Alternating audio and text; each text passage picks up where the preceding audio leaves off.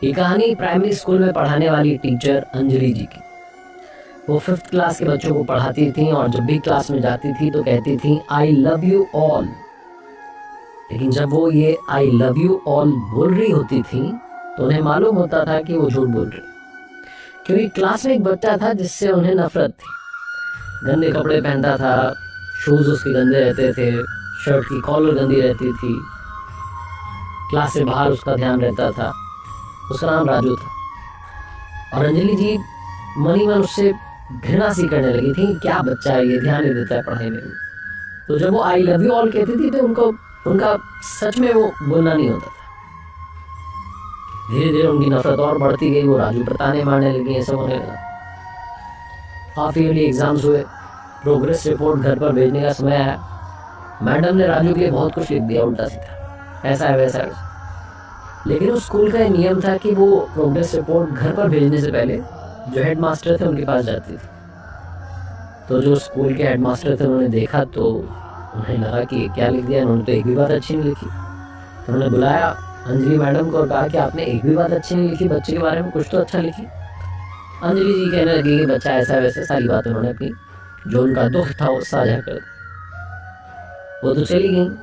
Headmaster सोचने लगे कि कैसे मैडम को समझाया जाए।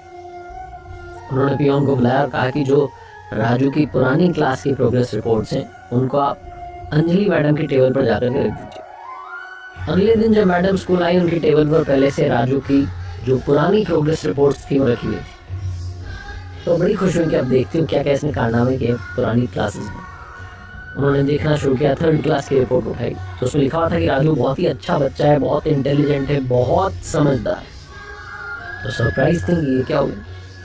4th क्लास की रिपोर्ट उठाई तो उसमें लिखा हुआ था कि आजकल राजू का ध्यान थोड़ा पढ़ाई में कम लगता है क्योंकि उसकी माँ को कैंसर डिटेक्ट हुआ है और वो आखिरी स्टेज में है।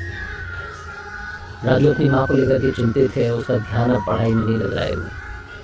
और उसी रिपोर्ट में आखिरी में हेडमास्टर का एक कमेंट था कि अब राजू की माँ इस दुनिया में नहीं रही, हम सब टीचर्स को मिलकर के राजू की ज़िंदगी को बचाना है, उसकी ज़िंदगी की चमक को बचाना है, उसके करियर को बनाना है। जब ये सब पढ़ रही थी अंजलि मैडम तो उनकी आंखों में आंसू थे। उन्होंने लगे कि मैं क्या बच्चे को जज कर। तो वो क्लास में गई तो उन्होंने फिर से कहा आई लव यू ऑल। लेकिन एक बार फिर से वो झूठ बोल रही थी क्योंकि अब की बार उनके मन में राजू के लिए बहुत सारा प्यार था, बाकी बच्चों के लिए थोड़ा कम था। उस दिन के बाद से उन्होंने राजू पर बहुत ज़्यादा ध्यान देना शुरू किया, उसकी पढ़ाई को लेकर के उसे समझाना शुरू किया, उसका ख्याल रखना शुरू किया। और 5th क्लास का जब रिजल्ट आया तो राजू ने क्लास में टॉप किया। 5वीं तक का स्कूल था, उसके बाद बच्चों को दूसरे स्कूल में जाना होता। तो फेयरवेल हो रही थी, बच्चे गिफ्ट लेकर गए अपने टीचर्स की। राजू जो था वो अंजलि मैडम के लिए पैकिंग अच्छी नहीं थी बट एक गिफ्ट लेकर गया। बच्चे हंसने लगे कि क्या लेके आ गया। तो मैडम ने उस गिफ्ट को खोला, ओपन किया तो उसमें छोटी सी परफ्यूम की बॉटल थी, इत्र की शीशी थी और एक कंगन था। मैडम ने वो कंगन अपने हाथ में पहन लिया, वो इत्र थोड़ा छिड़क लिया। राजू दौड़ करके मैडम के पास आ गया और अटकती सी आवाज़ में बोला कि मैडम आज आपके अंदर से मेरी माँ की खुशबू आ रही है।